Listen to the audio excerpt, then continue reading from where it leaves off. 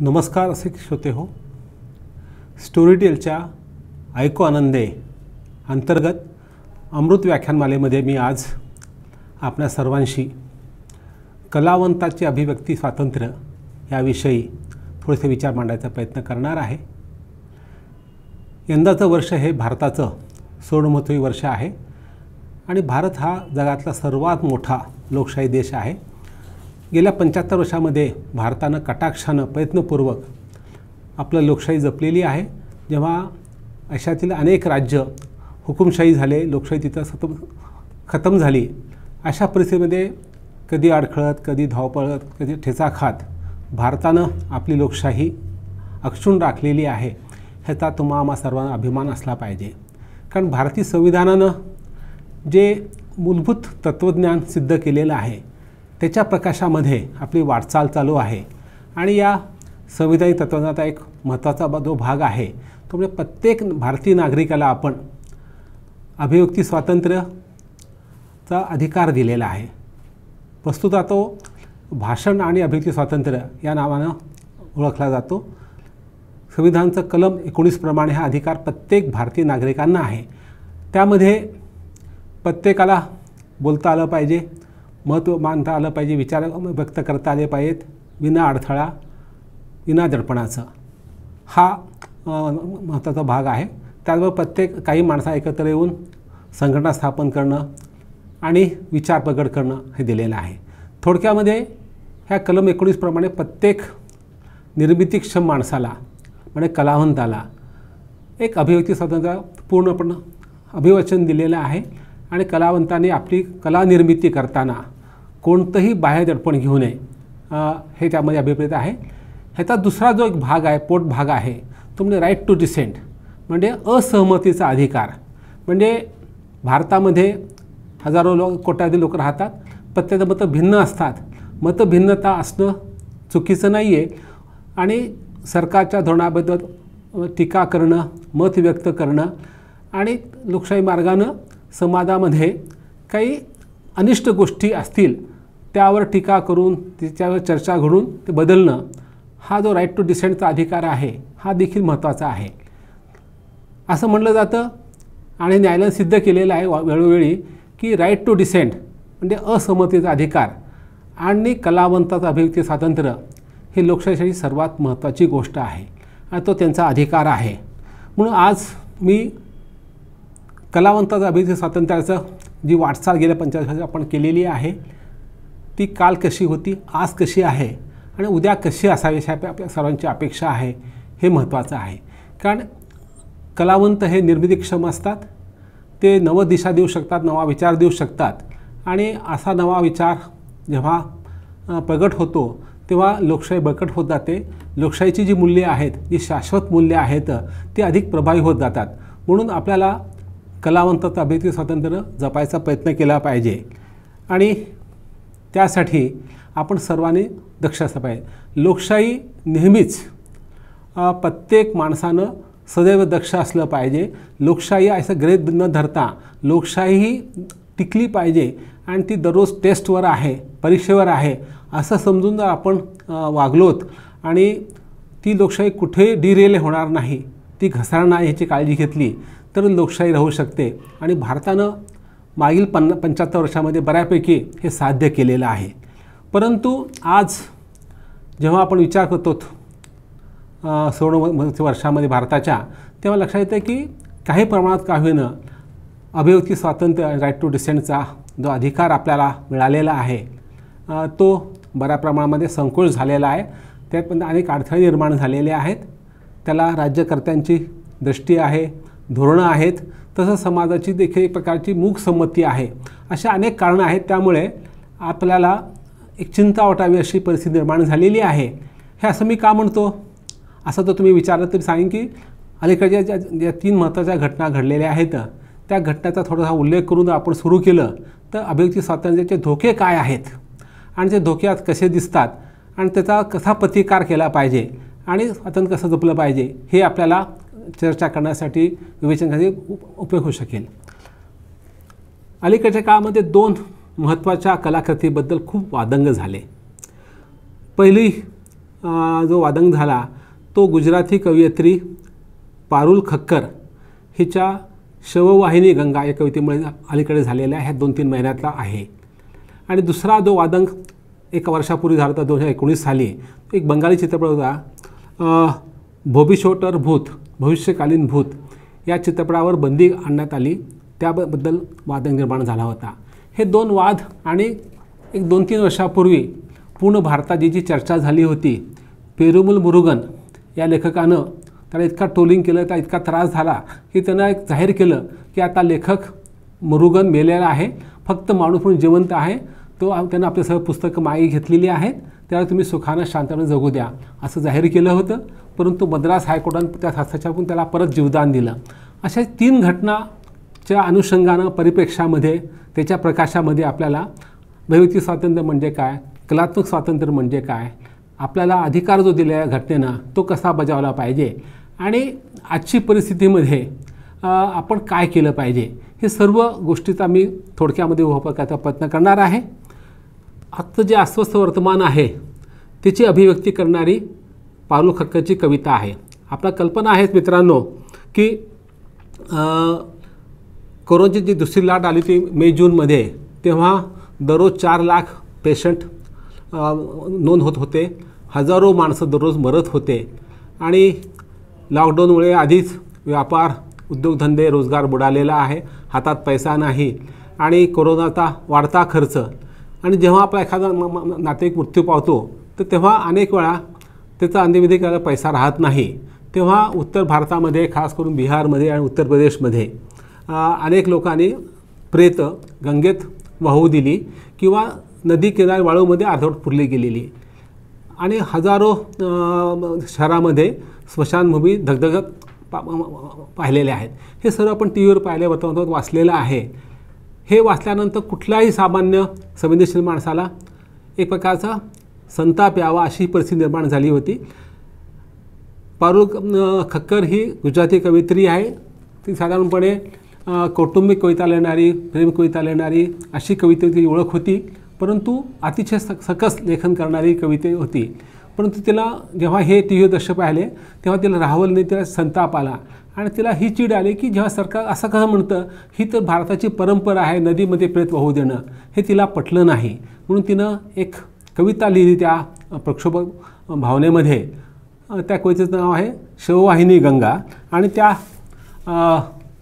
कविता तिनं फेसबुकला पोस्ट केली आणि पाहता पाहता ती व्हायरल झाली. ती लोकांच्या मनात इतकी भिडली की त्याचे सर्व भाषेमध्ये भाषांतर झाले आणि तिची चर्चा सुरू झाली. ती एका अर्थानं प्रोटेस्ट पोएट्री होती, विद्रोही कविता होती आणि ती लिहिताना तिला जो कलावंत म्हणून, कवयित्री म्हणून जो घटनात्मक अधिकार आहे, राईट टू डिसेंट, असहमतीचा अधिकार, तो तिनं वापरून ही कविता लिहिली होती, सरकारवर टीका केली होती. ती कविता आधी आपण पाहूयात म्हणजे आपल्याला त्यानंतर तो वाद निर्माण झाला त्याचं स्वरूप कळेल आणि त्या वादामुळे आपण नकळत सर्व कलावंतांना कसं घेरलं होतं किंवा घेरलेलं आहे हे लक्षात येईल. ती कविता आहे शववाहिनी गंगा. हिचा मराठी अनुवाद मी आपल्यापुढे सादर करणार आहे.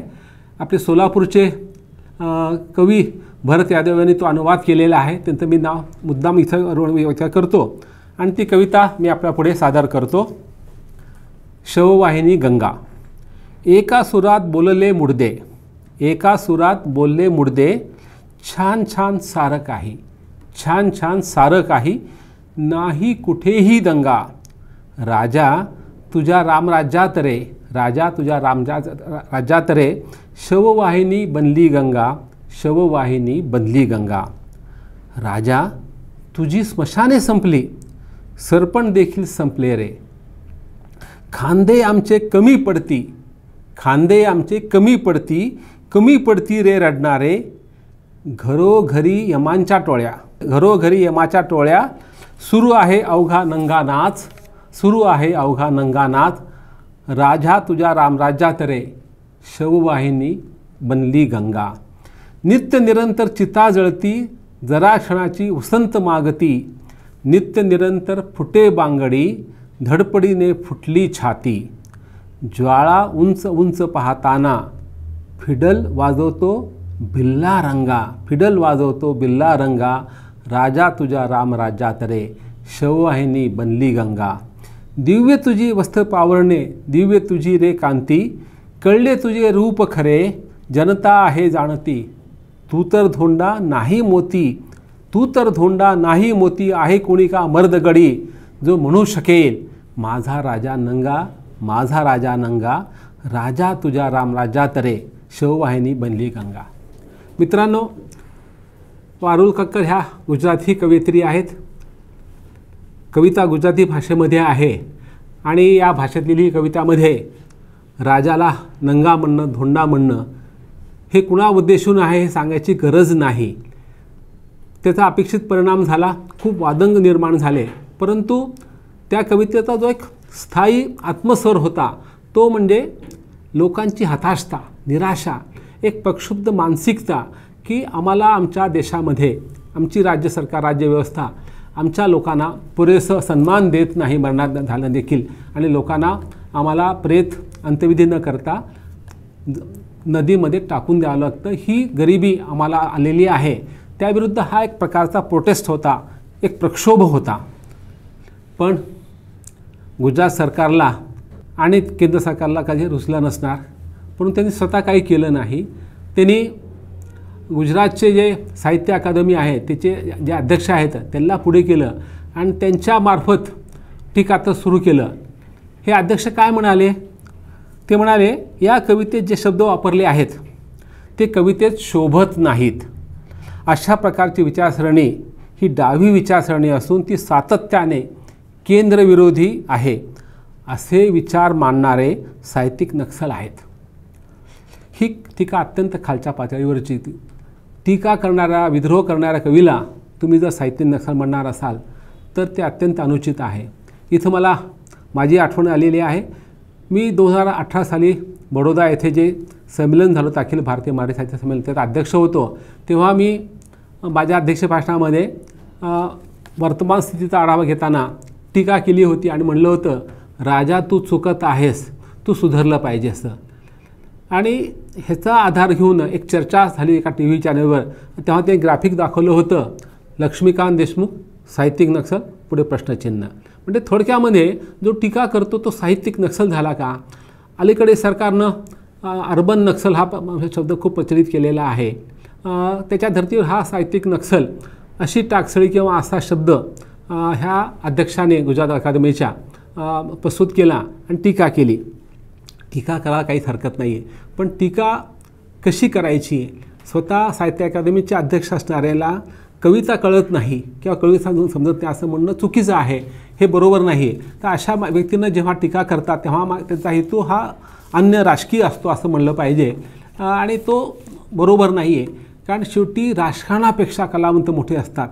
आपल्या देशामध्ये आपण राज्यकर्त्यांना खूप मोठं मानतो, त्यात काही चुकीचं नाही आहे, परंतु त्यांच्याही पेक्षा कलावंत जे नवनिर्माण करतात, विचारवंत जे विचार मांडतात, जे प्राध्यापक विद्यार्थी घडवतात हे मोठे असतात. आणि जो देश कलावंताची, प्राध्यापकांची, विचारवंताची कदर करतो तो देश मोठा होतो. त्या अर्थानं आपला देश मोठा नाही, कारण आपण कलावंतापेक्षा राजकीय माणसा मोठं मानत असतो. तर हे दुर्दैव आहे.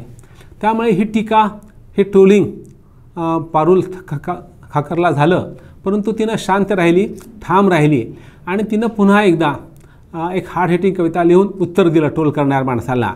आणि तिनं काय उत्तर दिलं? ती कविता फार चांगली आहे. ती कविता ऐकताना मला फैज अहमद फैजचं बोल केलं आझाद है तेरे ही कविता आठवली. ही कविता अशी आहे, तिचा मराठी अनुवाद मी स्वतः केलेला आहे. गुजरातीवरून इंग्रजीमध्ये कविता आली होती, इंग्रजी कविता वाचून मी हा अनुवाद केलेला आहे. त्यात थोडासा फरक पडू शकेल, पण त्याचा भावानुवाद आपण समजून घ्यावा. त्यामागची तिची जी भावना आहे किंवा जो एक विद्रोहाचा स्वर आहे, राईट टू डिसेंटचा अधिकार तिनं वापरलेला आहे, तो असा आहे, जरी तुमचं हृदय कळवळलं, वेदना असह्य झाली, तुम्ही बोलू नका, चूप रहा. तुम्ही बोलू नका, चूप रहा.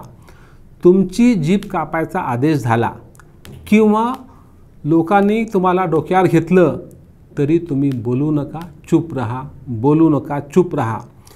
इतिहासात जरा डोकावून पहा. जे सत्य बोलले ते मारले गेले, जे सत्य बोलले ते मारले गेले, तेव्हा तुम्ही बोलू नका, चूप राहा. जरी बहिरे, लक्षात घ्या, जरी बहिरे तुमचं सत्यकथन साजरं करीत असले, जरी बहिरे तुमचं सत्यकथन साजरं करीत असले, तुम्हाला ते पुन्हा उच्चारायला सांगितलं तरी तुम्ही बोलू नका, चूप राहा. तुम्ही बोलू नका, चूप राहा. पारुल खक्कर आपल्या भूमिकेत ठाम होत्या. कलावंत म्हणून त्याने जो अधिकार वापरला, आपला अभिव्यक्ती स्वातंत्र्य जपलं, ते फार महत्त्वाचं आहे. म्हणून आपण त्यांचं कौतुक केलं पाहिजे. आणि त्यांनी जी सामान्य माणसाच्या व्यथावेदनेला वाचा फोडलेली आहे, व्यंगाचा आधार घेत, तिचं आपण कौतुक केलं पाहिजे. पण हे प्रकरण पुढे फारसं लांबलं नाही. इतर जसं पेरुगल मुरुगनच्या प्रकरणामध्ये काही लोक कोर्टात गेले किंवा बंगाल सिनेमात लोक कोर्टात गेले, तर इथं कोणी कोर्टात गेलं नाही. जर ते कोर्टात गेले असते तर त्यांना त्यांचा शहाणपणा, उत्साह नडला असता. कारण त्यांना राजा म्हणजे कोण कवितेतला हे सांगावं लागलं असतं आणि त्यांना परवडलं नसतं. म्हणून ते हे केलेलं नाही आहे. त्या प्रकरण हे थांबलेलं आहे. तर हे पहिलं प्रकरण झालं. ह्या प्रकरणातून आपल्याला ते अधोरेखित होतं की कलावंताने एखादी कविता लिहिली आणि थोडासा, म्हणजे तिथं थेट टीका नाही आहे, त्या ठिकाणी प्रतीक वापरलं. राजा हा प्रतीक आहे, सत्ताधाऱ्याचा प्रतीक आहे, तो कोणी असू शकतो. पण हे आपल्याला लक्षात घेता, म्हणजे गुजरातची कवयित्री, गुजराती कविता, राजा म्हणजे कोण, आमचाच असं समजून जे केलं जातं. म्हणजे लोक किती असंवेदनशील, हळवे झालेले आहेत. थोडी पण टीका सहन करायची वृत्ती राहिली नाही. लोक कसे असहिष्णू बनलेले आहेत ह्याचं एक प्रतीक आहे. दुसरं जे प्रकरण आहे बंगाली चित्रपट दिग्दर्शक अनिक दत्ताचं. हा अनिक दत्तानं एक ब्लॅक कॉमेडी चित्रपट निर्माण केला. त्याचं नाव आहे बोशिरेव भूत, बोभिशोटर भूत, भविष्यातलं भूत.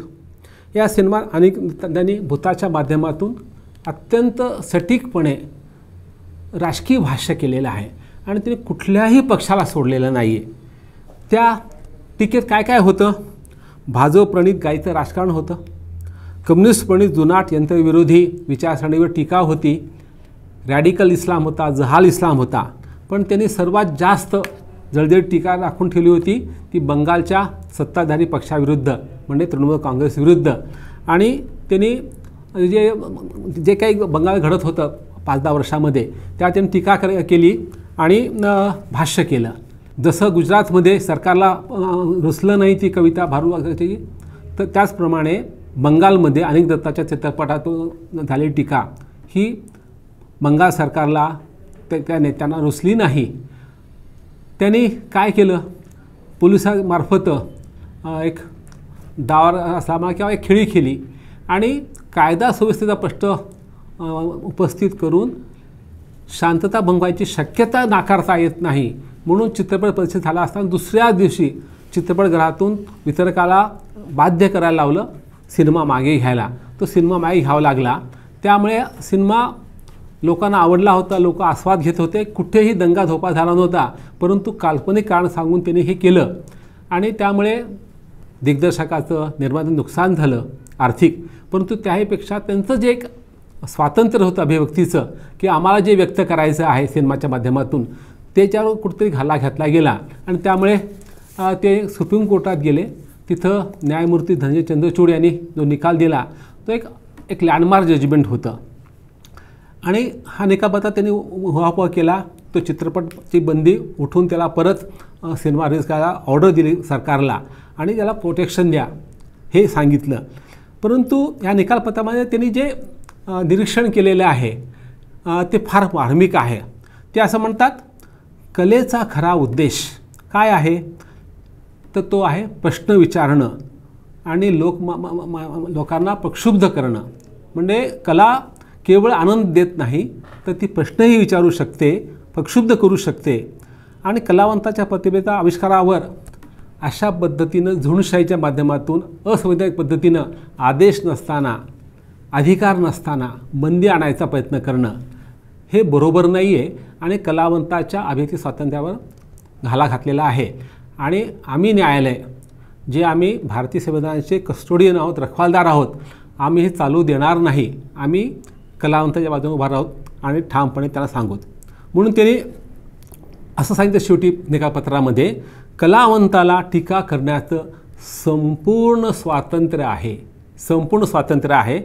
मूळ शब्द असे आहेत, the artist is entitled to the fullest liberty to critic. ह्या दोन प्रकरणातून हे लक्षात आलं की जेव्हा जेव्हा असा प्रश्न येतो तेव्हा भारतीय न्यायालय, खास करून सर्वोच्च न्यायालय, सुप्रीम कोर्ट आणि हायकोर्ट्स विविध राज्याचे, हे कलावंताच्या पाठीशी उभे राहतात. परंतु ह्यातलं सर्वात महत्त्वाचं प्रकरण जे मला वाटतं की ते कुठल्याही कलावंतासाठी, लेखकासाठी आणि तो नवनिर्माण करतो, नवा विचार पेरणारा असतो, मग विद्यार्थी असेल, पत्रकार असेल, त्यासाठी महत्त्वाचं जो आहे ते प्रकरण म्हणजे तामिळनाडूचं पेरुमल मुरुगन या लेखकाचं. तिची एक कादंबरी होती, वन पार्ट वुमन, हे इंग्रजी कादंबरीचं भाषांतरित नाव आहे. एका छोट्या जमातीमध्ये एक प्रथा होती की जर मूल होत नसेल तर ते एका विशिष्ट देवीच्या उत्सवाप्रसंगी इतरांशी संग करायचा आणि पुत्रनिर्मिती करायची, आणि हे पुत्र होणारा हा देवाची देणगी आहे असं मानलं जातं. असं त्या ठिकाणचं एक प्रचलित लोककथा, दंतकथा होती आणि प्रथा काही काळ चालू होती. त्याचा आधार घेऊन निपुत्रिक जोडप्याचं दुःख, त्यांच्याकडे समाज कसा बघतो, हे कादंबरी मांडलेले. अतिशय कादंबरी महत्त्वाची आहे की त्या स्त्रीला मूल होत नसेल तर समाज कसा टोचतो, त्या पुरुषाला कसा नामर्द म्हणतो, त्या दोघांची कशी गोची होते, हे दाखवायचा प्रयत्न केला आहे. परंतु हा जो परिणाम न पाहता केवळ त्या विशिष्ट जातीची मध्येही प्रथेचा उल्लेख केला, त्या देवीचा उल्लेख केला, त्या जत्रेचा उल्लेख केला, म्हणजे तुम्ही आमच्या जातीची बदनामी केली, आमच्या धर्माची बदनामी केली, आमच्या देवीची बदनामी केली, म्हणून हे पुस्तक हे बंदी आणली पाहिजे. म्हणून त्यांनी प्रोटेस्ट सुरू केला. त्या पुस्तकाच्या प्रती विकत घेतल्या आणि प्रत्येक गावात होळी सुरू केली. त्यांनी त्रिचूर शहरामध्ये एक दिवसात बंद पाळला. पेरुमलला तर धमकावणं सुरू झालं, ट्रोलिंग सुरू झालं, आणि मग त्यांनी जिल्हा ऑफिसमध्ये कलेक्टरकडे अपील केलं. आणि कलेक्टरने काय केलं की शांतता प्रस्थापित व्हावी, म्हणजे विरोध करणारे आणि लेखक प्रकाशका बनवून त्याला मिटिंगा बोलवली. त्या मिटिंगला अक्षरशः लेखकाला त्यांनी फोर्स केलं, तुम्ही माफी मागा आणि पुस्तक मागे घ्या. परिस्थिती अशा होती ते शेवटी त्या लेखकाला ते माफी मागावं लागली, पुस्तक घ्यावं लागलं.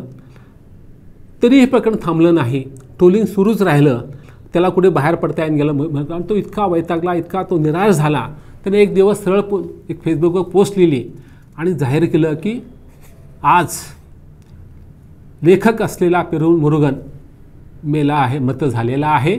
आता फक्त शिक्षक पेशा करणारा आणि माणूस असलेला मुरुगन जिवंत राहणार आहे. हा लेखक आज त्याचे सर्व पुस्तकं, कादंबऱ्या, कविता, कथासंग्रह मागे घेत आहे आणि नुकसान भरपाई द्यायला मी तयार आहे. ज्या वाचकाने पुस्तक घेतलं असेल त्याला असं वाटतं की आपले पैसे वाया गेले, त्याने मला सांगावं, त्याचे मी पैसे द्यावे. तरी तुम्ही कृपया आता हा जो तुम्ही आंदोलन सुरू केलं आहे, हरताळ सुरू केलेला आहे, तो बंद करा, लेखकाला शांतपणे जगू द्या. म्हणजे ही पोस्ट जेव्हा प्रकाशित झाली तेव्हा पेपरला बातमी आली होती, तेव्हा मी पण वाचली. मी पण एक लेखक आहे, कलावंत आहे, नवनिर्माण करणार आहे. मला वाटलं की असंच माझ्या प्रसंगात मी काय केलं असतं, म्हणून मी त्या व्यथाव्याधी सहमत झालेलो आहे, एक अनुभूती निर्माण झालेली आहे. परंतु सुदैव असं की त्याचे प्रकाशक ठाम राहिले, त्याचे काही मित्र आणि काही नागरी संघटनांनी म्हणून मद्रासच्या हायकोर्टात अपील केलं. आणि हे जे प्रकार घडलेले आहे, पुस्तक मागे घ्यायला लावलं, माफी मागावी, ही फोर्सफुली केलेली आहे, ती काही मनापासून केलेली नाही आहे. त्यांच्यावर फोर्स केला, त्यांच्यावर दडपण आणलं गेलं. आणि मद्रास हायकोर्टाने हिअरिंग घेतलं आणि एक अतिशय महत्त्वाचा निकाल दिला. हा निकाल इतका महत्त्वाचा आहे की प्रत्येक कलावंतानं त्या जजमेंटची कॉपी प्रिंटआउट डाउनलोड करावी, आपल्या घरी ठेवावी आणि प्रत्येक वेळी लिहिताना वाचावी. म्हणजे तुम्हाला लिहिताना बिनधोकपणे कुठलीही विचार न करता किंवा मी असं लिहिलं तर काय होईल, मला लोक काय म्हणतील, मला ट्रोलिंग होईल का, मला धमक्या येतील का, असा विचार न करता करावा. कारण हा निकाल हे सांगतो की तुम्ही अभिव्यक्तीचं तुम्हाला पूर्ण स्वातंत्र्य आहे, तुम्ही लिहा आणि तुम्हाला काही त्रास झाला तर तुमच्या मागे न्यायालय उभं राहील खंबीरपणे, असं त्यांनी सांगितलं होतं. या लेखनामध्ये आपली भूमिका मांडता जजमेंट कोर्टापुढे मुरुगन काय म्हणाले की समाज स्वास्थ्यासाठी समाजाने काही नियम केलेले आहेत आणि त्याला काही अपवाद पण दिलेले आहेत. तर समाज नेहमीच ह्या नियमावर बोट ठेवतो आणि कलावंत लेखक हा अपवाद पाहत असतो. कारण अपवाद नाही पाहिले तर जे परिघाबाहेरचे लोक आहेत, गरीब वंचित लोक आहेत, त्यांच्या दुःखाला वाचा फोडणं शक्य होणार नाही. म्हणून असे जे अपवाद असतात हे अपवाद 100% नाहीसे व्हावेत आणि समाज सुदृढ व्हावा ह्यासाठी ह्या विसंगतीवर आपण बोट ठेवलं पाहिजे. ते कलावंत म्हणून माझं धर्म आहे, माझं लेखनाचं मर्म आहे असं त्याने सांगितलं होतं त्या कोर्टापुढे. ते कोर्टानं मान्य केलं आणि कोर्टाने असं सांगितलं की लेखन हे लेखकाच्या वैयक्तिक अभिव्यक्तीचं साधन आहे. ते जरी कुणाला, एखाद्या वर्गाला, एखाद्या वर्गसमूहाला प्रक्षोभक वाटलं, चुकीचं वाटलं, आपल्या धर्माची, जातीची किंवा आपल्या महापुरुषाची बदनामी करणं वाटलं तरी त्यानं ते सहन केलं पाहिजे. कारण त्याला जे वाटतं ते अंतिम सत्य नाही. कारण 2 माणसांना भिन्नता असू शकते, 2 समाजात भिन्नता असू शकते. त्यामुळे लेखकानं लिहिलं असेल एखादं, तो पटणार नाही, तर तुम्हाला पुस्तक न वाचायचा अधिकार आहे. तसं पुस्तक चुकीचं आहे हे देखील तुम्हाला सांगायचा अधिकार आहे. परंतु पुस्तक जाळून टाकणं, लेखाला धमकी देणं आणि असं तू लिहू नको आणि पुस्तक पूर्णपणे विड्रॉ कर बाजारातून, हे सांगणं म्हणजे अन्यायाची परिसीमा आहे आणि ती आम्ही न्यायालय चालू देणार नाही. कारण भारतीय संविधानानं लेखकाला जे स्वातंत्र्य दे अभिव्यक्तीचं, तिचे रक्षण करणं हे आमचं काम आहे. आणि प्रस्तुत प्रकरणामध्ये पेरुमल मुरुगनवर अन्याय झालेला आहे. त्याचं अभिव्यक्ती स्वातंत्र्य, राईट टू डिसेंट, असहमतीचा अधिकार हा झुंडशाहीनं लोकांनी अज्ञानापोटी किंवा कलेचं मर्म न कळण्यापोटी किंवा अन्य कारणास्तव भंग केला असल्यामुळे आम्ही हे चालू देणार नाही. म्हणून आम्ही त्याच्या पाठीशी ठामपणे आहोत. आणि त्याने असा आदेश दिला की प्रोफेसर मुरुगननी, जजमेंटचा भाग आहे, भीती दडपणाखाली राहू नये, त्यांनी निर्भयपणे लिहावं.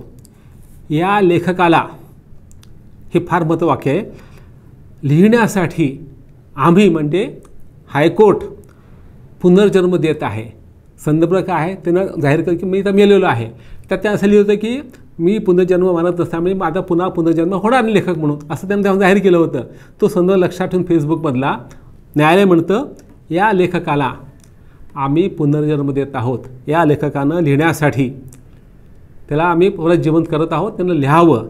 आणि एक मंत्र दिला, एक मंत्रासारखा ऑर्डर दिली, let author be resurrected, let author be resurrected to what he is best at, right. लिहा. लिहिण्यासाठी आम्ही ह्या लेखकाचा पुनर्जन्म देत आहोत. केवढं मोठं जजमेंटचं आशय आहे की एका लेखकाचा मृत्यू लेखकानं जाहीर केला असताना त्याला पुनर्जन्म दिला गेला आणि समाजापुढे आरसा दाखवला की तुम्ही किती असहिष्णू झालेले आहात, तुम्ही किती म्हणजे अविवेकी झालेले आहात की तुम्ही लेखकाला लिहू देत नाही, जगू देत नाहीत, त्याला तुम्ही त्रास देता, अन्याय करता. आणि त्याचं अभिव्यक्ती स्वातंत्र्य आणि त्याला जो अधिकार आम्ही दिलेला आहे, न्यायालयानं दिलेला आहे, भारतीय घटनेनं दिलेला आहे, राईट टू डिसेंट, हा तुम्ही त्याला वापरू देत नाही, बरोबर नाही आहे. म्हणून ह्या लेखकाला आम्ही अभय देत आहोत, त्यानं ह्या पुढे लिहावं. आणि नंतर पहा काय चमत्कार झाला, पेरुमलची प्रतिभा इतकी भरून आली, तिचे पुढील 2 कादंबरी आणि कविता संग्रह पुढे मागच्या 5 वर्षात आलेले आहेत. म्हणजे हा एक मोठा प्रकार आहे. म्हणून मला सांगायचं आहे मित्रांनो की पारुल खक्कर, अनिक दत्ता आणि पेरुमल मुरुगन यांनी 3 प्रकरणात एक समान धागा आहे, तो आहे अभिव्यक्ती स्वातंत्र्याचा. लेखक कलावंताने निर्भयपणे लिहिलं पाहिजे हा आहे. त्यांनी निर्भीडपणे कुठल्याही परिणामाची पर्वा न करता सभ्य भाषेमध्ये टीका जरूर केली पाहिजे. कारण कला ही अंतिमतः राष्ट्रीय कृती असते. कला केवळ रंजन करणारी नसते, कला प्रश्न विचारणे असते, प्रक्षोभ करणारी असते.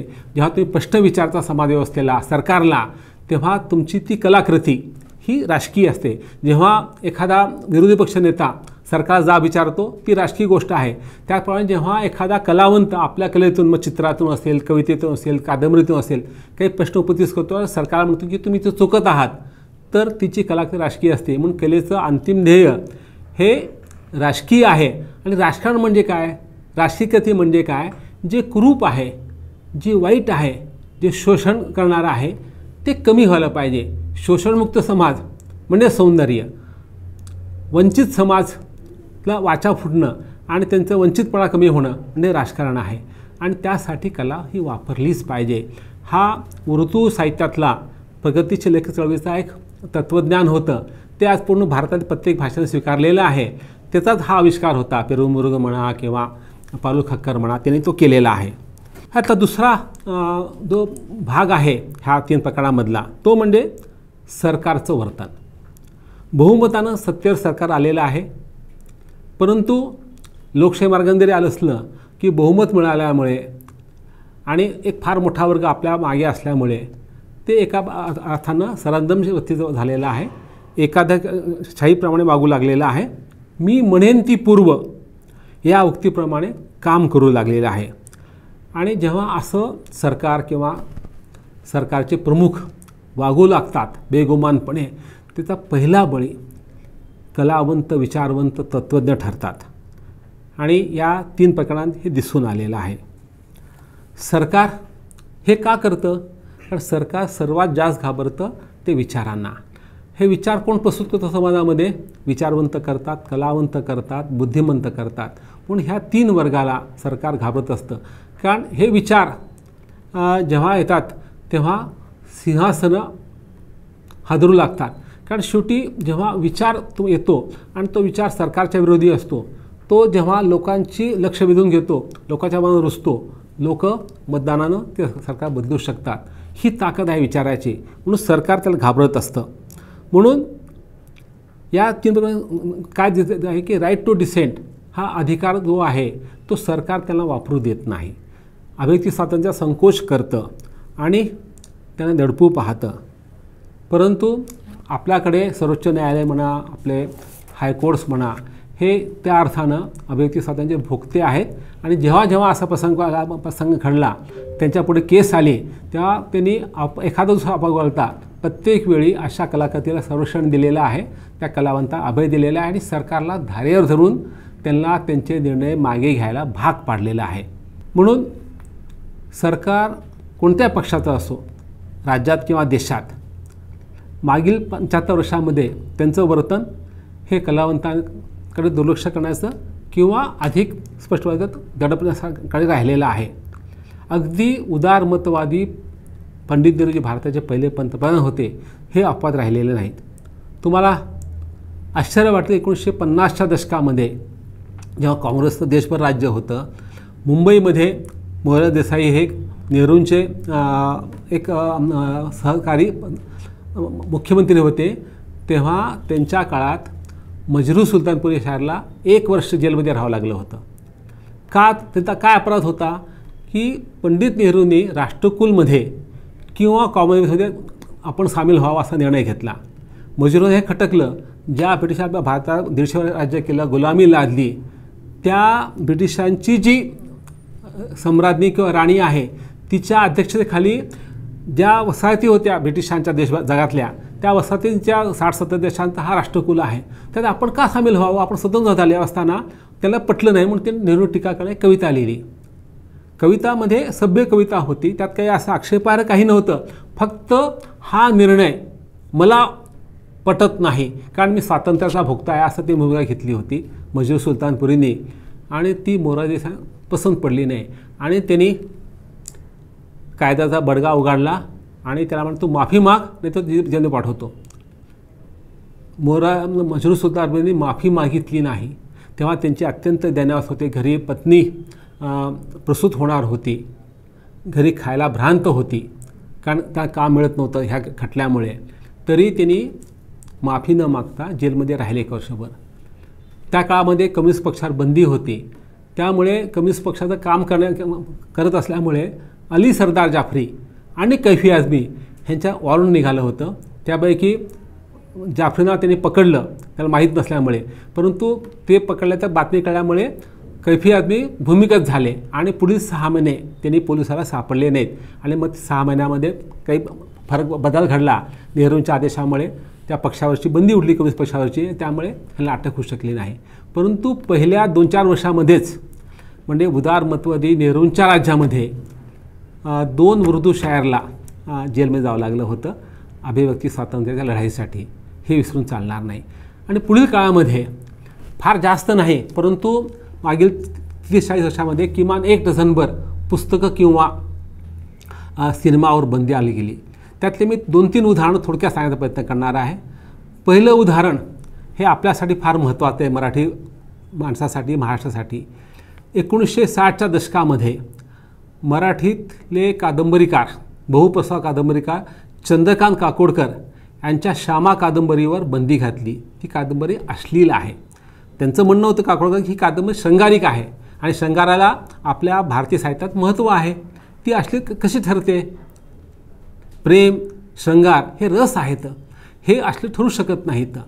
परंतु मुंबई हायकोर्टानं ती कादंबरी इंडियन पिनल कोडच्या 292 कलमाप्रमाणे अश्लील ठरवली, बंदी घातली आणि ह्याला दंड केला 25 रुपये. तो काही फार जास्त नव्हता. असाच दंड बासी बर्डेकरांना पण झाला होता त्यांच्या एका कवितेबद्दल. पण बर्डेकरांनी फार प्रोटेस्ट न करता तो दंड भरला आणि मोकळे झाले.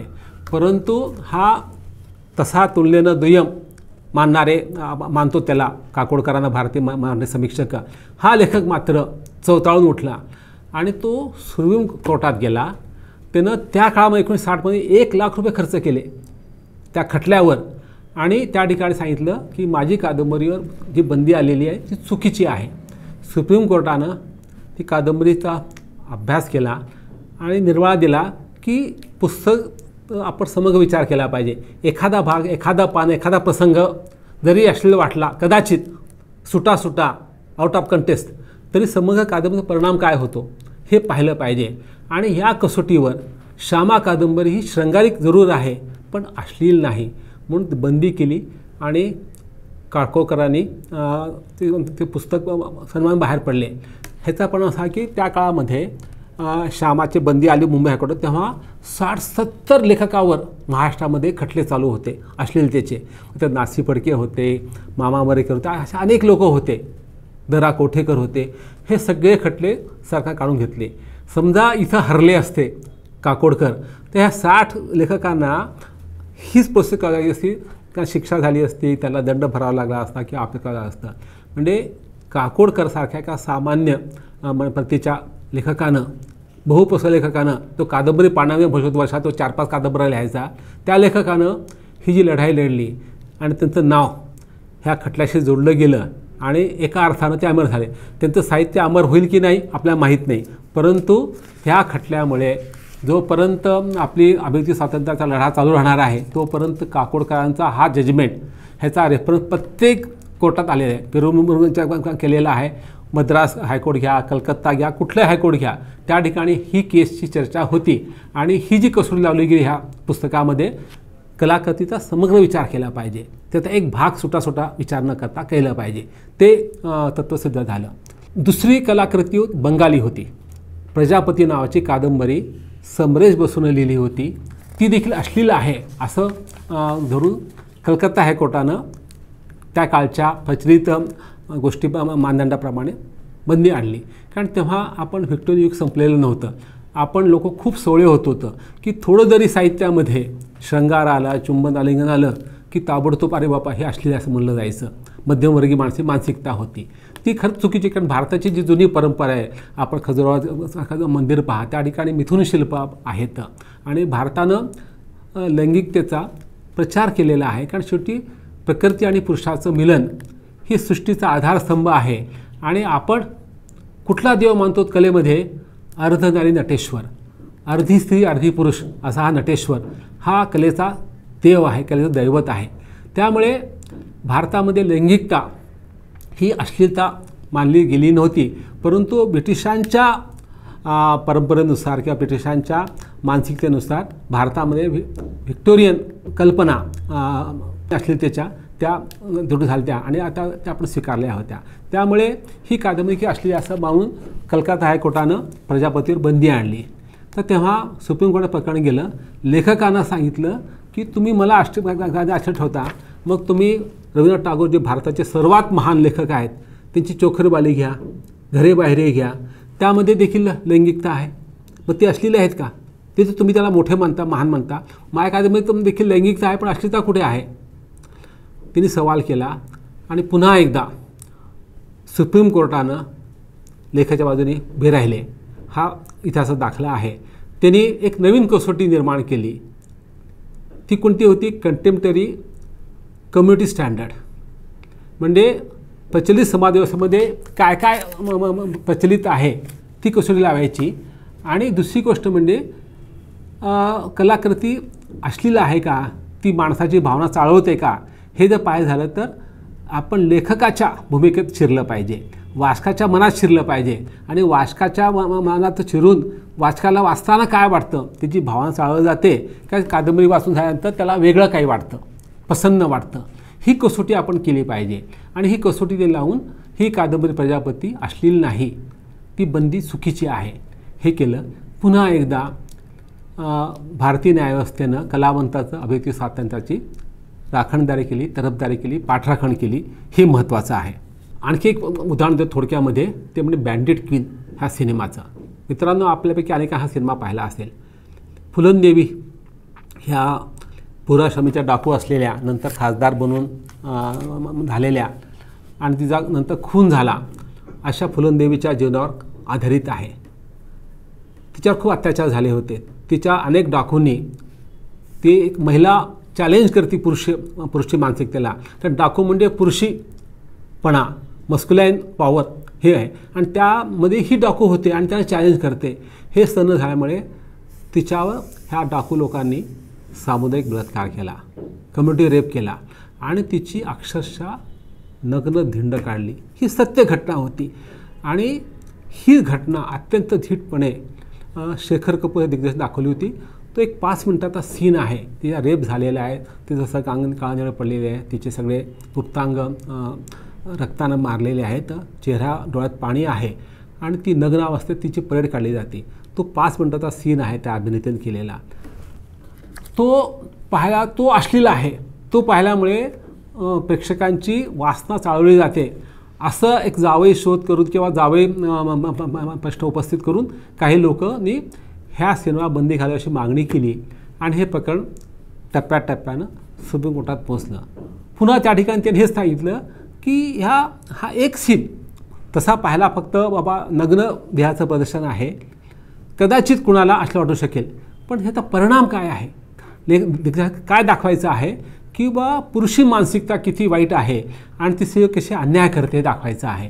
म्हणजे एका स्त्रीनं हाती बंदूक घेतणं पुरुष लोकांना सहन होत नाही म्हणून ते तिचं स्त्रीत्वावर घाला घालतात आणि तिला अपमानित करतात. हा बलात्कार तिच्या स्त्रीत्वाचा अपमान करणारा आहे आणि तो चीड आणणारा आहे. आणि तो सीन पाहताना आम्हाला असं वाटतं की प्रेक्षकाच्या मनामध्ये वासना निर्माण होत नाही, उलट चीड होती की पुरुष लोक इतके वाईट कसे वागतात. आणि या कसोटीवर पुन्हा एकदा काकोडकरप्रमाणे तो सुटा भाग न पाहता पूर्ण सिनेमाचा उद्देश काय आहे तो लक्षात घेतला असता एका अर्थानं हे महिला सक्षमीकरण आहे. एक स्त्री अन्यायाविरुद्ध पेटून उठते तर काय होतं हे दाखवणार असल्यामुळे हा चित्रपट अश्लील होऊ शकत नाही म्हणून त्या बंदी घालायची नाही असा निर्णय दिला. आणि पुन्हा एकदा शेखर कपूर जिंकले आणि तो चित्रपट ला बंद पेटीत जावं लागलं नाही.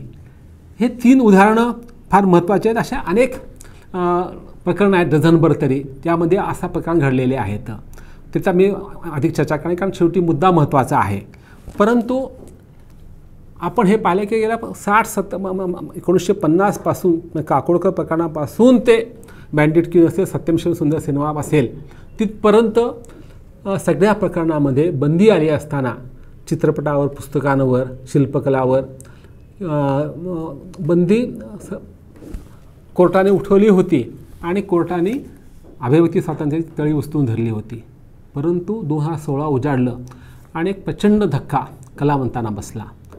मराठीचे एक मोठे कवी वसंत दत्तात्रय गुर्जर ह्यांनी 1990मध्ये एक कविता लिहिली, गांधी मला भेटला तेव्हा.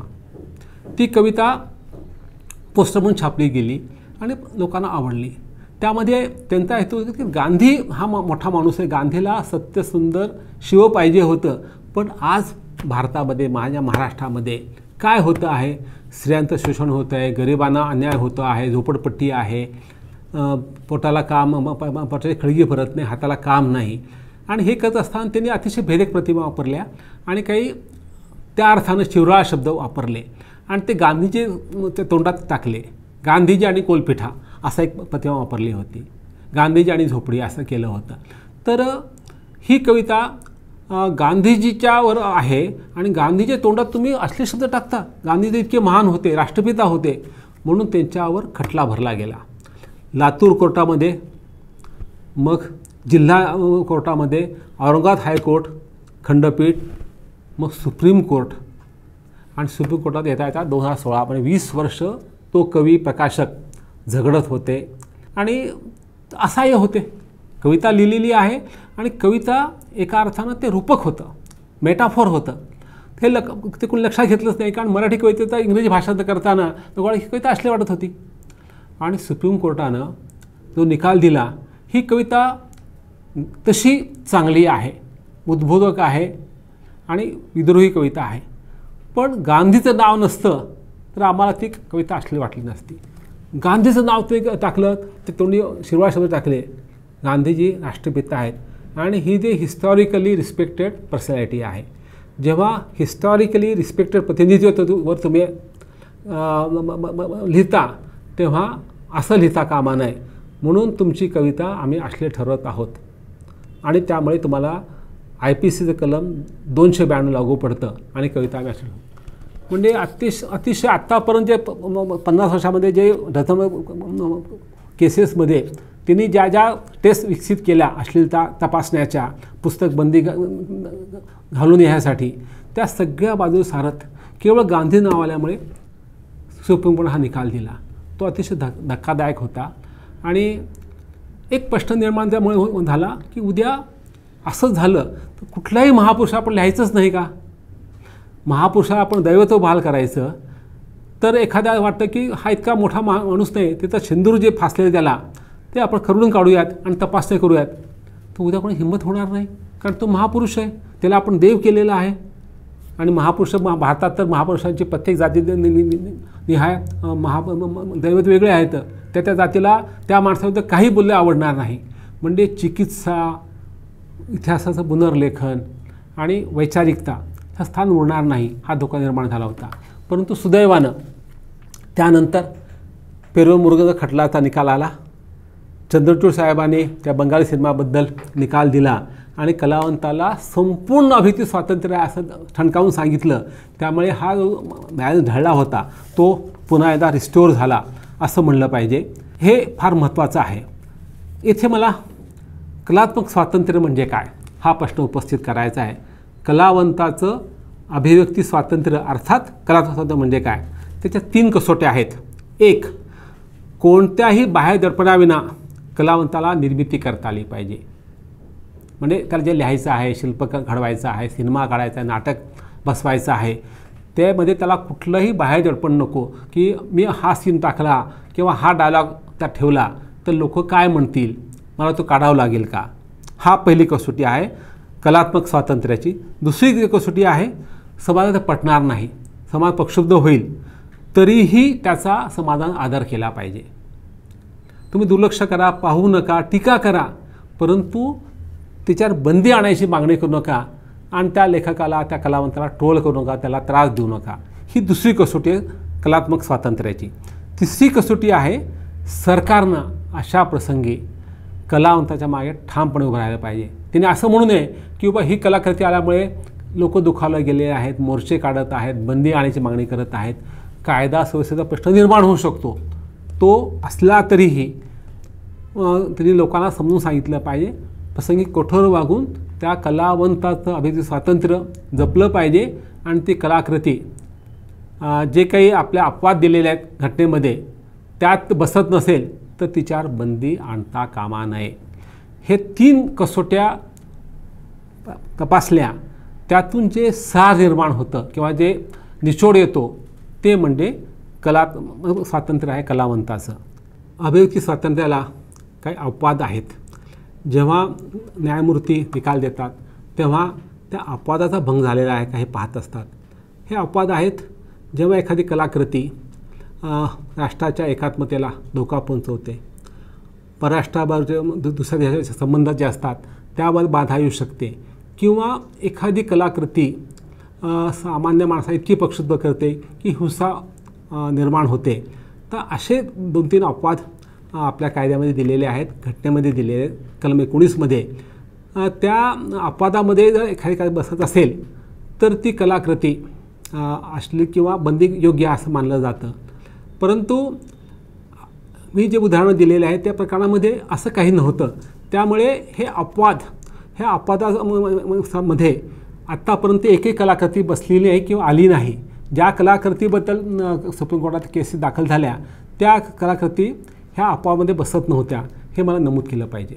कलावंताचं स्वातंत्र्य महत्त्वाचं काय आहे, त्याला आपण इतकं महत्त्व का द्यायचा प्रश्न पडेल की कोर्टापुढे अनेक महत्त्वाचे प्रश्न असतात, ह्याला इतकं महत्त्व का द्यायचं. ह्याचं एकच कारण आहे, कारण मानवी मनातील विकारांचं आविष्कार करीत त्याचा निचरा कला करते. म्हणजे माणसं पुरुषापासून माणूस झालेला आहे आणि माणसात पार्श्ववृत्ती आहेत, ह्याचं षड्विकार जे आहे ते दर्शन घडवून त्याचा निचरा केला जातो आणि माणसाच्या मनामध्ये उदात्त जे मानवी मूल्य आहेत त्याची पेरणी केली जाते. हे उदात्त मूल्य कुठले आहेत? सहिष्णुता आहे, प्रेम आहे, करुणा आहे, अहिंसा आहे, सहवेदना आहे, सहअस्तित्व आहे, बहुभाषिकता आहे, बहुसांस्कृतिकता आहे, बहुधार्मिकता आहे आणि जग हे एक आहे शेवटी असं मानणारा पसायदान विश्वात्मक देवो. इथपर्यंत ही मानवी मूल्य आहेत, ही मूल्य कलातून घडत जातात आणि माणसाच्या मनात उतरत जातात आणि त्यामुळे मानवी संस्कृती अधिक विकसित होत जाते आणि तिचं जे पशुत्व आहे ते कमी होऊन तिची वाटचाल एक आदर्शाकडे, देवत्वाकडे सुरू होते. हे कधी संपणार नाही, परंतु आपल्यामधले कमीत कमी विकार असले पाहिजे समाजामध्ये आणि जास्तीत जास्त सद्गुण असले पाहिजेत, तर तो समाज मोठा चांगला आदर्श मानला जातो. असा आदर्श समाज फक्त कलेद्वारे निर्माण होतो. म्हणून कलावंतांनी आपल्या कलेद्वारे जे जे अशिष्ट आहे, जे समाजामध्ये कुरूप आहे, जे अन्यायकारी आहे, दमनकारी आहे, त्याच्या टीका करून ते कमी व्हावं हा प्रयत्न ते करत असतात आणि तो प्रयत्न जितका यशस्वी होतो तितका समाज मोठा होतो. म्हणून मानवी संस्कृतीला बळकटी देण्यासाठी कलावंताचं अभिव्यक्ती स्वातंत्र्य किंवा कलात्मक स्वातंत्र्य हे अत्यंत महत्त्वाचं आहे आणि ते आपल्याला संविधानानं दिलं असल्यामुळे आपण ते जपायचा प्रयत्न केला पाहिजे. मित्रांनो, अभिव्यक्ती स्वातंत्र्य आणि राईट टू डिसेंट म्हणजे असंबंधित अधिकार हा केवळ कलावंतासाठीच आवश्यक आहे का? नाही, तो अनेक क्षेत्रासाठी आवश्यक आहे. उदाहरणार्थ विद्यापीठ आहे, शिक्षण संस्था आहे, पत्रकारिता आहे, अन्य माध्यमं आहेत. तर यामध्ये मी विद्यापीठाचा आणि शैक्षणिक स्वातंत्र्याचा उल्लेख करणार आहे, कारण तो फार महत्त्वाचा आहे. कारण शेवटी तिथं देखील ज्ञाननिर्मिती होत असते, विचारनिर्मिती होत असते. म्हणून एका अर्थानं नवनिर्माण करणारं विद्यापीठ, विद्यापीठातले शिक्षक विद्यार्थी हे त्या अर्थानं कलावंत श्रेणीत मोडतात, कारण नवनिर्माण म्हणजे कलावंताचं काम आहे. तर ज्ञानाच्या क्षेत्रामध्ये प्रश्न विचारणं, धारणा तपासून घेणं आणि विज्ञाननिष्ठ विवेकी भूमिका घेत मत बनवणं हे तर शिक्षणाचं काम आहे. आणि जे विद्यापीठ, ज्या शिक्षण संस्था स्वायत्त आणि स्वतंत्र असतात, तिथलं वातावरण निकोप असं शैक्षणिक, ज्याला कुठल्या दडपणाचा बळी पडावा लागत नाही, त्या ठिकाणी हे सगळ्या गोष्टी होऊ शकतात. म्हणून विद्यापीठामध्ये निकोप असं मोकळं वातावरण असलं पाहिजे. त्या ठिकाणी विद्यार्थी शिकत असतात, त्यांचे जडणघडणीचे हे काळ असतो आणि विद्यार्थी हा जात्याच बंडखोर असतो, विचार करत असतो, प्रश्न विचारत असतो आणि तरुण माणसं हे नेहमीच समाजामध्ये जे जे वाईट घडतं त्याविरुद्ध आवाज उठवायचा प्रयत्न करत असतात. पण एका अर्थानं विद्यापीठं ही नेतृत्व गुणाची एक फॅक्टरी आहे निर्माण करण्याची असं म्हणलं जातं. आज जे सगळे मोठे नेते आहेत भारतातले, मग कम्युनिस्ट पार्टीचे असतील, काँग्रेसचे असतील की BJP असतील, हे सगळे विद्यार्थी संघ निर्माण झालेले आहेत. हे आपण लक्षात घेतलं पाहिजे. म्हणून विद्यापीठामध्ये मुक्त चर्चा, बंडखोरी, संप करणं, विचार करणं, चर्चासत्र घेणं, सरकारला जा विचारणं, ह्यासाठी पूर्ण स्वातंत्र्य असलं पाहिजे. आणि असं स्वातंत्र्य असेल तरच त्या विद्यापीठातून चांगले विद्यार्थी पुढे येतात आणि तो देश पुढे नेतात. विद्यार्थी बंडखोरी का करतात हा प्रश्न पडतो, कारण ज्या समाजामध्ये जातीयता आहे, विषमता आहे, शोषण आहे, निघृण अशी भांडवलशाही आहे, त्या ठिकाणी विद्यार्थी अस्वस्थ होतात आणि ह्या सर्व गोष्टीमुळे ते आपसुकपणे डाव्या विचाराचे, पुरोगामी विचाराचे, मार्क्सवाद विचार बनत जातात. कारण मार्क्सवाद हा शोषणमुक्तीचा संदेश देणारा विचार आहे, आयडियॉलॉजी आहे.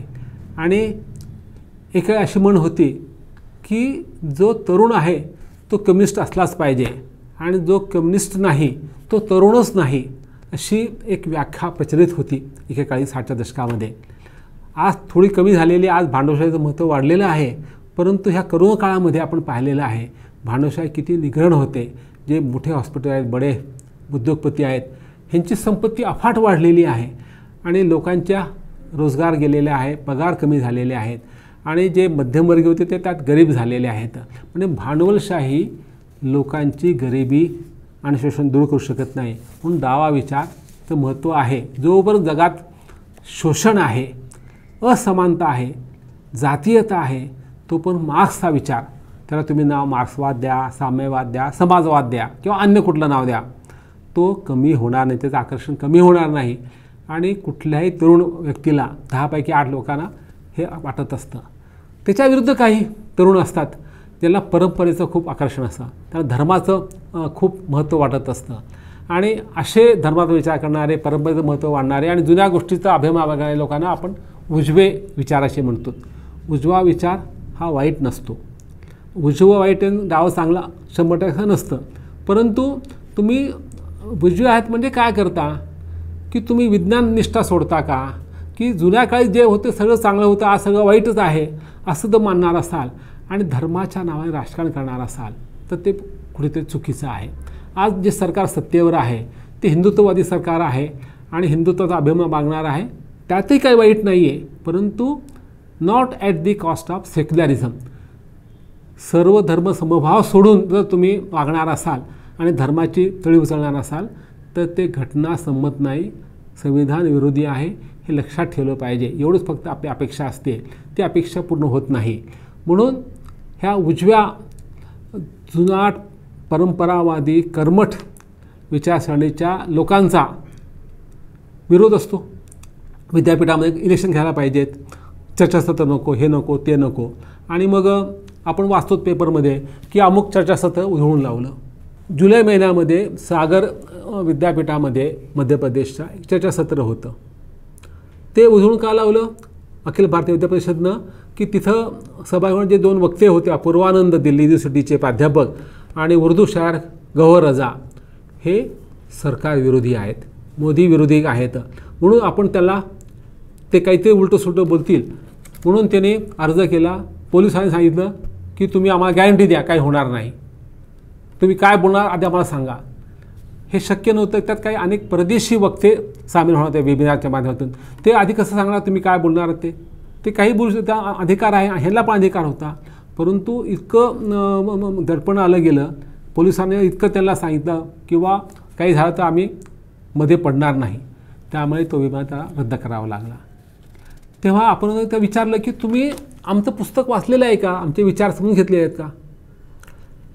पुस्तकाचा मग इतका वेळ कुठे आहे. म्हणजे जो विचार ज्या पुस्तकाचे वाचायचं नाही, तिच्या टीका करायची नाही, त्याचा प्रतिवाद करायचा नाही आणि फक्त हे चुकीचं म्हणून धुळशाही करायची आणि उधळून लावायचं सेमिनार, हा प्रकार अलीकडे वाढत चाललेला आहे आणि ती चिंतेची बाब आहे. काही वर्षापूर्वी अरुण शौरीनं एक पुस्तक लिहिलं होतं, वर्शिपिंग द फॉल्स गॉड, आणि त्या आंबेडकर अत्यंत जहरी खालच्या पातळीवरची टीका केली होती. तेव्हा त्या पुस्तकामध्ये प्रतिवाद करताना त्यातले सगळे संदर्भ कसे चुकीचे आहेत हे सप्रमाण सिद्ध करून पुस्तक लिहिलं यदी फडक्याने. आणि त्या फडक्या पुस्तकामुळे अरुण पुस्तक पूर्णपणे बाद झालं. त्या पुस्तक कोणी रेफर करत नाही, कोणी वाचत नाही. अत्यंत अनिष्ट पुस्तक होतं. परंतु त्यांनी अशी मागणी केली नाही मराठी लोकांनी की बाबा हे पुस्तक जाळलं पाहिजे, पुस्तक बंदी आणले पाहिजे. त्या पुस्तकातील विचार कसे चुकीचे होते त्याचा प्रतिवाद केला गेला. दुसरं उदाहरण, बाळ गांगलनी महात्मा फुलेवर खूप टीका केली होती सोबत मासिकामध्ये काही काळापूर्वी. तेव्हा हरिनरकेने त्याला उत्तर देऊन हे चुकी दाखवून दिलं आणि महात्मा फुले किती महान होते हे दाखवून दिलेलं आहे. असा पद्धतीने विचार केला पाहिजे. म्हणजे एखादी टीका, त्याला तो अधिकार आहे का, वाईट टीका करायचा अधिकार आहे. अपेक्षित असं की तुम्ही टीका करता अभ्यास केला पाहिजे, पण काही लोक करत नसतील तरी देखील आपण ते खपून घेऊ.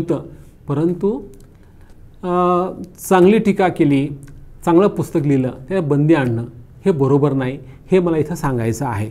यासाठी म्हणून मला इथं हे सांगायचं आहे की आपले विद्यापीठं हे नवनिर्माण करणारे कारखाने आहेत. हे कारखानं जिथं विद्यार्थी घडतात, विद्यार्थ्यांचे विचार घडतात. इथून बाहेर पडणारा विद्यार्थी हा किती विवेकवादी आहे, किती विज्ञाननिष्ठ आहे, किती पुरोगामी आहे, किती संविधानाची मूल्य पाळणारा आहे, तो किती मानवतावादी आहे, तो किती आंतरराष्ट्रीयवादी आहे, हे महत्त्वाचं आहे. आणि असे विद्यार्थी असतील बहुसंख्येनं तर ते विद्यापीठ मोठं ठरतं आणि तो देश मोठा होतो, अशी शक्यता निर्माण होते. परंतु जर तुम्ही विद्यापीठामध्ये नवविचार प्रस्तुत होणार अशी काळजी घेतली, कुठलाही सेमिनारवर बंदी आणण्याचा प्रयत्न केला, कुठल्याही ते पथनाट्यवर बंदी आणण्याचा प्रयत्न केला, तर काय होणार आहे? जसं सफदर हाशमीला लोकांनी अक्षरशः गोळ्या घालून मारलं मध्य प्रदेशमध्ये, तसंच होणार आहे. आणि हे बरोबरच नाही आहे. पुन्हा मध्य प्रदेशमध्ये इंदूर शहरामध्ये इप्टाने एक नाट्यमहोत्सव घेतला होता. त्यात आपल्या तेंडुलकरांचं, विजय तेंडुलकर नाटक होतं पाही जातीचे. हे तुम्ही पूछो जात साधू की असं हिंदी अनुवाद केला. ते आता 500 प्रयोग त्यांनी केले होते. साधू आणि जात, तुम्ही साधूला प्रश्न करता म्हणजे हे नाटक आमच्या धर्माची बदनामी करणारं आहे. त्यांनी सांगितलं तेंडुलकर एक महान नाटककार आहे भारताचे, त्यांना पद्मश्री मिळालेलं आहे. हे नाटक मराठीमध्ये नाना पाटेकरनं केलेलं आहे, हिंदीमध्ये आम्ही करत आहोत. ह्याच्या आत्ता पण भारतामध्ये किमान 5000 प्रयोग झाले असतील आणि कुठे काहीही दंगा झाला नाही. हे शिक्षण व्यवस्थेचं भाष्य आहे. पण नाटक न पाहता, न वाचता, माहिती न घेता एकच हे नाटक हिंदू विरोधी आहे, बंद पाडलं पाहिजे. आणि ते नाटक इप्टा महोत्सव गुंडाळा गेला. ही जी अहिष्णुता आहे, समजून न घेता एखाद्या गोष्टी मागे लागणं, ट्रोल करणं, बदनामी करणं, झुंडशाहीचा वापर करणं, हे विद्यापीठाच्या शैक्षणिक स्वातंत्र्यासाठी अत्यंत घातक आहे. किंवा कुठल्याही क्षेत्रामध्ये जे निकोप वातावरण लागतं नवनिर्माणासाठी, नवसृजनासाठी, त्यासाठी दडपशाही आणि कोणी काहीतरी करेल हे देखील बरोबर नाही आहे. म्हणून शेवटी मला एकच प्रश्न शेवटी उपस्थित करायचा, तो म्हणजे आपण हे असं का घडतं, आज जे घडतं त्याचं उत्तर ते का घडतं आहे. उत्तर द्यायचं झालं तर आपण मौन संस्कृती शिकलो आहोत, कल्चर ऑफ सायलेन्स आणि दमनकारी सहनशीलता, रिप्रेसिव्ह टॉलरन्स, ह्या दोन्ही गोष्टी लोकशाहीसाठी अत्यंत घातक आहेत. कारण सरकार पुन्हा पुन्हा खट्टे भरून असं परिस्थिती करतं की तुम्हाला माहीत आहे की धोरणं वाईट आहेत, परंतु तुम्ही पॅसिव्ह होत जाता, निष्क्रिय होत जाता. म्हणजे ह्याचा एका अर्थानं तुम्ही पॅसिव्ह किंवा रिप्रेसिव्ह टॉलरन्स सहन करायला शिकता. हे दमनकारी कळत असतं, पण जाऊ द्या काही इलाज नाही म्हणून तुम्ही निष्क्रिय होता आणि त्याला एक मूकसंमती देता. आणि नाहीतर तुम्ही बोलतच नाहीत. काही घटना घडली, महत्त्वाची घटना, की आज एका दुसऱ्या कलावंताला अन्याय झाला, उद्या माझ्या होऊ शकतो, पण मी आज बोलणार नाही, because I am practising culture of silence. ह्या दोन गोष्टी अभिव्यक्ती स्वातंत्र्यासाठी अत्यंत घातक आहेत. कारण शेवटी ह्या गोष्टी वाढत गेल्या तर संविधानिक मूल्य आहेत भारताची, स्वातंत्र्य, समता, बंधुता, समता, ह्याला धोका पोचणार आहे. जेव्हा ही मूल्य समाजामध्ये कालबाह्य होतील किंवा अर्थहीन होतील, ती होऊ नयेत. कारण शेवटी संविधान आपला प्राण आहे, भारताच्या लोकशाहीचा तो मानबिंदू आहे. तो जर ढळला गेला, त्याला जर आघात पोचला गेला तर भारताच्या लोकशाहीला काही अर्थ उरणार नाही. आणि लोकशाहीमध्ये जे नवनिर्माण करतात, नवा विचार करतात, ते कलावंत, बुद्धिमंत, शास्त्रज्ञ, पत्रकार, विचारवंत, ह्यांना पूर्ण स्वातंत्र्य देण्यासाठी त्यांचं अभिव्यक्ती आपण जपायचा प्रयत्न केला पाहिजे. आणि त्यामुळे ही जी वाटचाल आपली आहे ती बऱ्यापैकी चांगली आहे, परंतु मध्ये काही त्याला अर्थ निर्माण, काही रुकावट आलेली आहे, ती पुन्हा दूर केली पाहिजे. त्याची सामान्य माणसाने बोललं पाहिजे, आवाज उठवला पाहिजे, समाजानं देखील विचार प्रयत्न केला पाहिजे. आणि मुख्य सरकारनं आपलं संविधानिक कर्तव्य लक्षात घेऊन कलावंतांना, विचारवंतांना हा अधिकार दिला पाहिजे. राईट टू डिसेंट म्हणजे सरकार विरोध नाही, देशविरोध नाही, हे लक्षात घेतलं पाहिजे. आणि शेवटी बुद्धिमंतांनी, कलावंतांनी कुठे जरी अन्याय झाला तरी तो माझ्याला अन्याय समजून जर आवाज उठवला, लोकशाही मार्गानं निदर्शनं केली, लेख लिहिले, विचार प्रसारित केला, तर निश्चितपणे लोकशाही ही अधिक बळकट होईल. आणि लोकशाहीमध्ये जे अब्रिव्हिएशन येतात, जे काही चुकीच्या गोष्टी घडत असतात, त्या कमी होऊ शकतील आणि खऱ्या अर्थानं पुन्हा एकदा अभिव्यक्ती स्वातंत्र्याचा जो ध्वज आहे तो उंच फडकत राहील. तो जितका उंच फडकेल तो जितकं वातावरण निकोप राहील, जितके कलावंतांना निर्भय वाटेल, तितकं भारतामध्ये नवसर्जन घडेल, नव्या कला भरतील आणि अशा भरलेल्या कलाचा हा देश खऱ्या अर्थानं मोठा होईल, महान होईल, विश्वगुरू होईल. त्यासाठी आपण सर्वांनी कलावंताचं व्यक्तिस्वातंत्र्य जपलं पाहिजे. त्याचा जो राईट टू डिसेंट आहे तो आपण नाकारता कामा नये. मला वाटतं की एवढं या प्रसंगानं विवेचन पुरेसं आहे. धन्यवाद.